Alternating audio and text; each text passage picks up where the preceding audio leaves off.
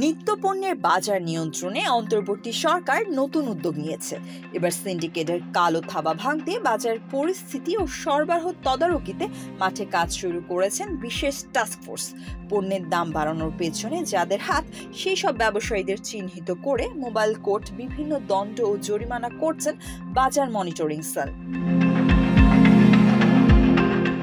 বাজার পরিস্থিতি নিয়ন্ত্রণে মাঠ প্রশাসনে অ্যাকশনে আছেন জেলা প্রশাসক ও উপজেলা নির্বাহী কর্মকর্তারা।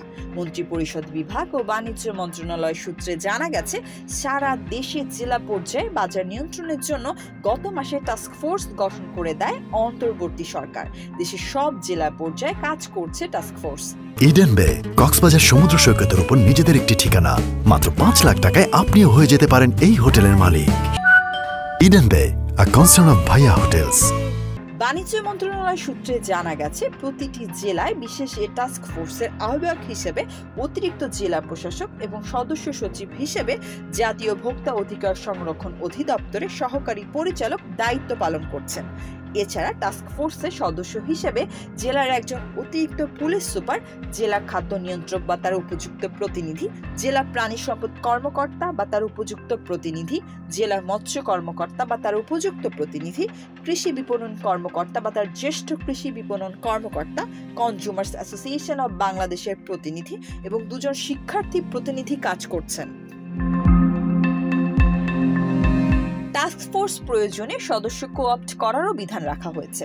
টাস্কফোর্সের কার্যক্রম প্রতি 15 দিন অন্তর অন্তর মন্ত্রিপরিষদ বিভাগ ও বাণিজ্য মন্ত্রণালয়কে অবহিত করছেন ডিসি ও বিভাগীয় কমিশনাররা। প্রতিটি জেলার টাস্কফোর্সের বাজার মনিটরিং রিপোর্ট থেকে জানা গেছে, গত 1 নভেম্বর থেকে 15 নভেম্বর পর্যন্ত সারা দেশে 1487টি বাজার মনিটরিং ও তদারকি কার্যক্রম চালানো হয়। নিত্য প্রয়োজনীয় পণ্যের দাম নিয়ন্ত্রণে ওই সময় 1186টি মোবাইল কোর্ট পরিচালনা করা হয়, যার মধ্যে 1864 জনকে বিভিন্ন দণ্ড দেওয়া হয়। আর অনিয়ম করা এবং বেশি মূল্য নেওয়ার কারণে 1,09,66,000 টাকা জরিমানা করা হয় সারা দেশের অভিযানে।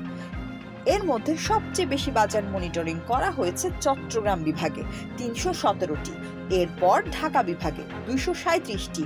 মোবাইল কোর্টে সবচেয়ে বেশি জরিমানা করা হয়েছে ঢাকা বিভাগে 42,08,000 টাকা। বাণিজ্য মন্ত্রণালয় সূত্র বলছে, বাজার নিয়ে প্রতিটি জেলার টাস্কফোর্সের সদস্যরা নিয়মিত বিভিন্ন বাজার, বৃহৎ আড়ত, গোডাউন, কোল্ড স্টোরেজ সংশ্লিষ্ট বিভিন্ন স্থান সরেজমিনও পরিদর্শন করছেন। এতে একটা প্রভাব পড়তে শুরু করেছে।